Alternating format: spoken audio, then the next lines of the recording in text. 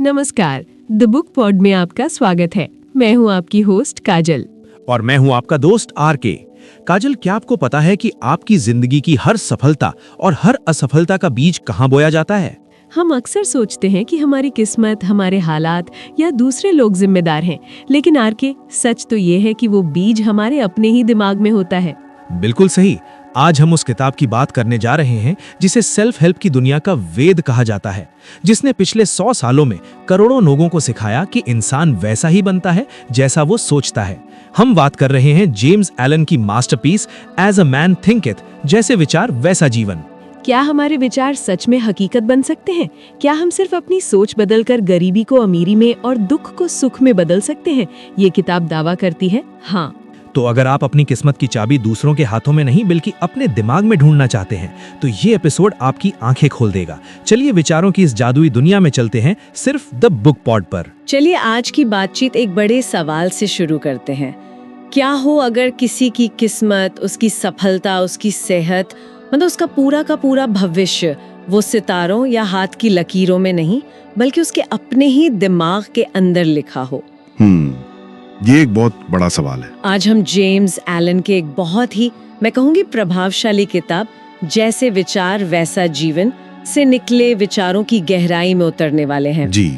और हमारा मकसद सिर्फ ये जानना नहीं है कि किताब क्या कहती है, बल्कि ये समझना है कि क्या सच में हमारे विचार हमारी दुनिया को बनाने की ताकत रखते हैं। बिल्कुल। और ये कोई नई आजकल की मोटिवेशनल किताब नहीं है। ये उन शुरुआती किताबों में से एक है जिसने इस विचार को दुनिया के सामने रखा था। अच्छा। इसका जो सार है वो बहुत सीधा साधा लगता है पर है बहुत गहरा, कि हमारे ख्यालों में एक जबरदस्त शक्ति होती है और जो कारण और परिणाम का नियम हम बाहरी दुनिया में देखते हैं ना, कि हर एक्शन का एक रिएक्शन होता है। बिल्कुल हाँ, वही नियम हमारी मानसिक दुनिया पर भी, मतलब हमारे विचारों पर भी लागू होता है। किताब में एक उपमा दी गई है जो मेरे दिमाग में एकदम अटक गई। वो कहते हैं कि हमारा मन एक बगीचे की तरह है। हाँ, ये बहुत शक्तिशाली उपमा है। या तो आप मतलब बगीचे का मालिक उसमें सोच समझकर खूबसूरत फूलों और फलों के बीज बोएं, या फिर उसे यूं ही छोड़ दें। तो फिर जंगली घास फूस कब्जा कर लेगी। बिल्कुल। ये सुनने में बहुत आसान लगता है पर इसके मायने बहुत गहरे हैं। बिल्कुल। और ये उपमा इसलिए इतनी शक्तिशाली है क्योंकि ये पूरी जिम्मेदारी हमारे ऊपर डाल देती है। सही बात है। बगीचे का माली ही तय करता है कि क्या उगेगा। यहाँ कोई संयोग या किस्मत की बात नहीं है। किताब इसी से विचारों, चरित्र और हमारी परिस्थितियों के बीच का सीधा कनेक्शन बनाती है। अच्छा। हमारे विचार वो बीज हैं जो हम बोते हैं। हमारे काम वो उन बीजों से निकलने वाले अंकुर और फूल हैं। और हमारे जीवन के सुख दुख वो फल हैं जो हमें मिलते हैं। मतलब किसी भी इंसान का जो व्यक्तित्व या चरित्र है वो कोई एक दिन में नहीं बन जाता। वो उसके एक तरह से आज तक के सभी विचारों का कुल जोड़ है। ठीक कहा। और किताब इससे भी एक कदम आगे जाती है। वो कहती है कि सिर्फ हमारा चरित्र ही नहीं, हमारी बाहरी परिस्थितियां भी। हाँ, हमारी बाहरी परिस्थितियां भी हमारे अंदरूनी विचारों का ही आईना है। हम अक्सर सोचते हैं कि हम बुरी परिस्थितियों में फंस गए हैं। हाँ, यही लगता है सबको। लेकिन ये किताब कहती है कि हम संयोग से कहीं नहीं होते। हम ठीक उसी जगह पर होते हैं जहां हमारे विचारों का जोड़ हमें ले आया है। ये बात थोड़ी कठोर लग सकती है। मतलब अगर कोई मुश्किल में है, गरीबी में है, तो क्या ये पूरी तरह से उसी की सोच का नतीजा है? लोग इसे गलत समझ सकते हैं कि हम विक्टिम को ही ब्लेम कर रहे हैं। ये एक बहुत जरूरी सवाल है। देखिए, किताब का मकसद दोष देना नहीं बल्कि कारण समझाना है। वो कहती है कि परिस्थितियां हमें कुछ सिखाने के लिए बनती हैं। वो एक आईना है जो हमें दिखाती हैं कि हमारे अंदर क्या चल रहा है। अच्छा।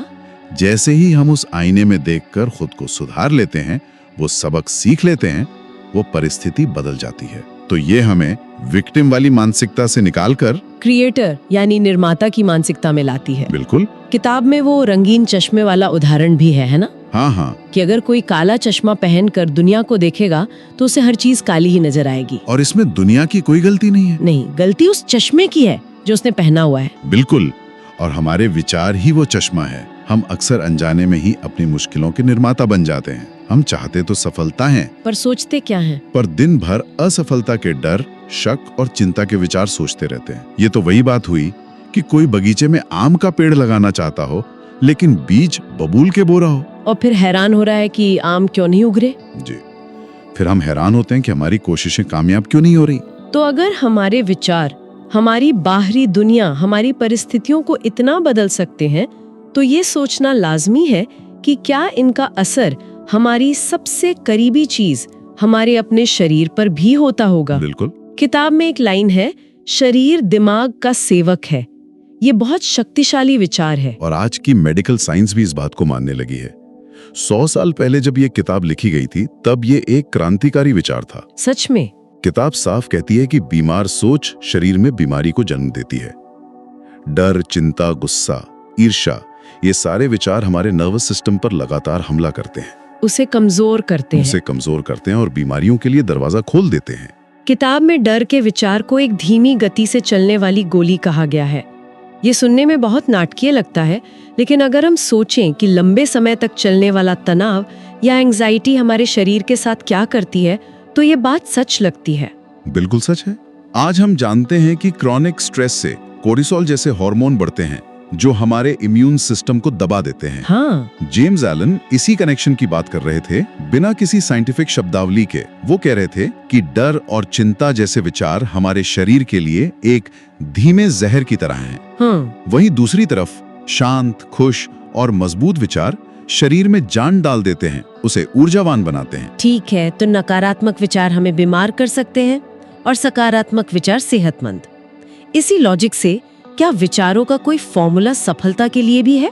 क्योंकि ज्यादातर लोग सफलता पाना चाहते हैं। हाँ, और इसके लिए किताब एक बहुत जरूरी शब्द पर जोर देती है, उद्देश्य। उद्देश्य यानी एक मकसद। एक मकसद। किताब के अनुसार उद्देश्यहीनता यानी बिना किसी लक्ष्य के यूं ही भटकना एक बहुत बड़ा अवगुण है, जो इंसान को कमजोरी और बर्बादी की तरफ ले जाता है। क्यों? ऐसा क्यों? क्योंकि जिसके जीवन का कोई मकसद नहीं, वो छोटी छोटी परेशानियों, डर और आत्मदया का शिकार आसानी से हो जाता है। अच्छा, तो पहला कदम है एक लक्ष्य तय करना।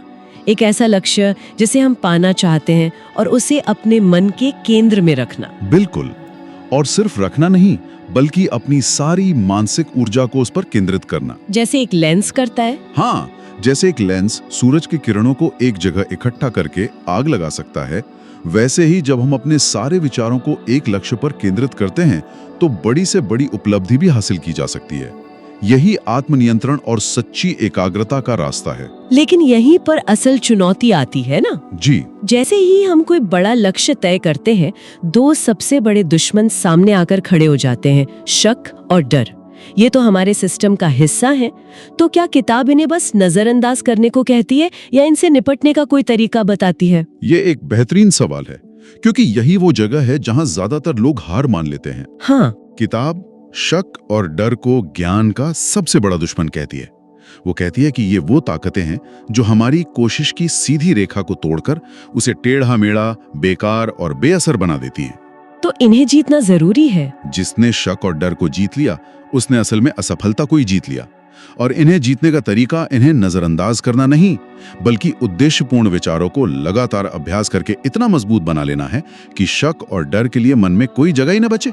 तो अगर हम शक और डर पर काबू पा लें और एक लक्ष्य पर ध्यान केंद्रित करें, तो हम कुछ भी हासिल कर सकते हैं। ये हमें सपनों की दुनिया में ले आता है। मुझे किताब का ये हिस्सा बहुत प्रेरित करता है, जहाँ सपनों को सिर्फ कल्पना नहीं, बल्कि हकीकत का बीज कहा गया है। हाँ, हकीकत का बीज। हाँ, किताब कहती है कि सपने देखने वाले ही दुनिया के तारणहार हैं। वाह। हर बड़ी खोज, हर महान कला, हर बड़ा आविष्कार पहले किसी एक इंसान का सपना ही तो था। कोलंबस ने एक नई दुनिया का सपना देखा। कोपरनिकस ने एक अलग सौरमंडल का। बुद्ध ने एक ऐसी दुनिया का सपना देखा जहां शांति हो। उनके सपने पहले लोगों को मजाक लगे होंगे, लेकिन वही सपने बाद में दुनिया की हकीकत बने। इसका मतलब है कि हमारे सपने सिर्फ मन की उड़ान नहीं है, बल्कि वो इस बात का इशारा है कि हम क्या बन सकते हैं। आपका सपना इस बात का वादा है कि आप एक दिन वैसे जरूर बनेंगे। बिल्कुल। किताब कहती है कि आप उतने ही महान बनेंगे जितनी महान आपकी आकांक्षा है। अच्छा। अगर आपके सपने छोटे हैं तो आप छोटे रह जाएंगे, अगर आपके सपने बड़े हैं तो आप बड़े बन जाएंगे। आपका माहौल शायद आपके सपनों के खिलाफ हो, लेकिन सपने हमेशा जीतेंगे अगर आप उन पर टिके रहें। इसमें कहानी है जो इस पूरी बात को एक साथ पिरो देती है। एक गरीब लड़की की कहानी। हाँ। जो एक वर्कशॉप में बहुत मुश्किल हालात में काम करता है। हाँ, और ये कहानी इस पूरी फिलॉसफी का सार है। वो लड़का कम पढ़ा लिखा है, बुरे माहौल में है, लेकिन वो बेहतर चीजों के सपने देखता है। वो बुद्धिमानी, तहजीब और एक सुंदर जीवन का सपना देखता है। और वो सिर्फ सपने नहीं देखता, वो उन पर काम भी करता है।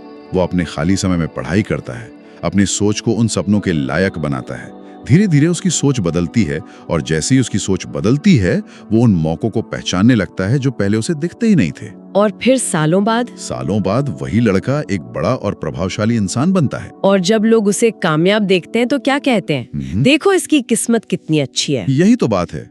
वो लोग उसकी सफलता के पीछे की लंबी और कठिन यात्रा को नहीं देखते। बिल्कुल नहीं देखते। वो नहीं देखते कि उसने कितने सालों तक अपने सपनों को सींचा है, कितना त्याग किया है और अपने विचारों पर कितनी मेहनत की है। किताब साफ कहती है, प्रयास की शक्ति ही परिणाम का पैमाना है, संयोग या किस्मत नहीं। तो हमने देखा कि विचार कैसे चरित्र बनाते हैं, परिस्थितियां बदलते हैं, सेहत पर असर डालते हैं और सपनों को सच करते हैं। इस पूरी यात्रा का, इस आत्मनियंत्रण का अंतिम लक्ष्य क्या है? क्या ये सिर्फ सफलता, शोहरत और दौलत पाना है? नहीं, किताब के अनुसार ये सब तो रास्ते में मिलने वाले पड़ाव हैं, मंजिल नहीं। तो मंजिल क्या है? असली मंजिल, इस पूरी साधना का जो सबसे ऊंचा शिखर है, वो है मानसिक शांति। मानसिक शांति, इसे बुद्धिमत्ता का सबसे सुंदर रत्न कहा गया है। हाँ, और ये कोई ऐसी चीज नहीं है जो बाजार में मिलती है। ये आत्मनियंत्रण के लंबे और धैर्यवान अभ्यास के बाद मिलने वाला फल है। ये शांति उस इंसान को हासिल होती है जो ये पूरी तरह से समझ और जी लेता है कि वो अपने विचारों का मालिक है और अपनी दुनिया का निर्माता भी। जब ये ज्ञान अनुभव में बदल जाता है, तब शांति मिलती है। यानी एक ऐसा इंसान जो बाहरी दुनिया के तूफानों और उथल-पुथल के बीच अंदर से शांत और स्थिर हो। बिल्कुल। जिसे दूसरों पर शासन करने की जरूरत नहीं पड़ती, क्योंकि उसने खुद पर शासन करना सीख लिया है। ठीक कहा आपने। ऐसा इंसान कितना भी बड़ा या छोटा काम करे, वो उसे शांति और स्थिरता से करता है। वो दूसरों के लिए एक प्रेरणा बन जाता है। जैसे तपती धूप में कोई छायादार पेड़ हो, जहां आकर दूसरों को भी सुकून मिले। चर्चा का अंत किताब के एक बहुत ही शक्तिशाली आदेश से कर सकते हैं, जो हर किसी के लिए है। जरूर। किताब कहती है कि जब भी मन में उथल-पुथल हो, तो अपने हृदय से कहो, शांत हो जाओ। और अपने मन से कहो, सही और सकारात्मक विचार सोचो। ये एक निर्देश भी है और एक अभ्यास भी है। आज हमने जेम्स एलन की किताब के जरिए ये समझा कि कैसे हमारे विचार ही वो धागा हैं जिनसे हमारे चरित्र, हमारी सेहत, हमारी सफलता और हमारी परिस्थितियों का ताना बाना बुना जाता है। ये एक बहुत बड़ी जिम्मेदारी है, लेकिन ये एक बहुत बड़ी आजादी भी है। बिल्कुल। और जाते जाते सुनने वालों के लिए एक विचार छोड़ जाते हैं जिस पर वो सोच सकते हैं। हाँ, बिल्कुल। किताब में एक बहुत गहरी बात छिपी है कि हम वो नहीं पाते जो हम चाहते हैं, बल्कि हम वो अपनी ओर खींचते हैं जो हम असल में हैं। जो हम हैं। अगर ये सच है, तो ये सोचने वाली बात है कि किसी की आज की जिंदगी उसके सबसे गहरे, सबसे हावी विचारों के बारे में क्या कहानी सुना रही है। और वो कौन सा एक विचार हो सकता है जिसे आज से ही बदलना शुरू किया जाए तो शायद पूरी कहानी ही बदल जाए। तो दोस्तों, जेम्स एलन ने हमें सिखा दिया है कि हमारा दिमाग एक बगीचे की तरह है। अगर आप इसमें अच्छे विचार नहीं बोएंगे तो खरपतवार यानी नेगेटिव थॉट्स अपने आप उगाएंगे। चॉइस आपकी है, फूल चाहिए या कांटे। हमें उम्मीद है कि द बुक पॉड का ये एपिसोड सुनने के बाद आप अपने हर एक विचार पर पहरा देंगे। अगर इस किताब ने आपकी सोच को एक नई दिशा दी है, तो हमारे चैनल को अभी सब्सक्राइब करें और लाइक बटन दबाकर सकारात्मकता फैलाएं। इस वीडियो को अपने उन दोस्तों के साथ शेयर जरूर करें जो हमेशा अपनी किस्मत का रोना रोते रहते हैं। उन्हें बताइए कि रिमोट कंट्रोल उनके हाथ में ही है। और अब आज का सबसे जरूरी सवाल, इसका जवाब देकर आपको अपने दिमाग की रीप्रोग्रामिंग करनी है। जवाब नीचे कमेंट बॉक्स में दीजिएगा। आज तक वो कौन सा एक नकारात्मक विचार था जिसने आपको सबसे ज्यादा रोका है, और आज आप उस विचार को किस नए पॉजिटिव विचार से बदलने वाले हैं। उदाहरण के लिए, मैं ये नहीं कर सकता को बदलकर मैं सीख सकता हूँ। अपना पुराना और नया विचार कमेंट में लिखें। मैं काजल और मैं आरके आपसे फिर मिलेंगे एक नई किताब और नई ऊर्जा के साथ। तब तक के लिए अच्छा सोचिए, क्योंकि जैसा सोचेंगे वैसे ही बनेंगे। धन्यवाद।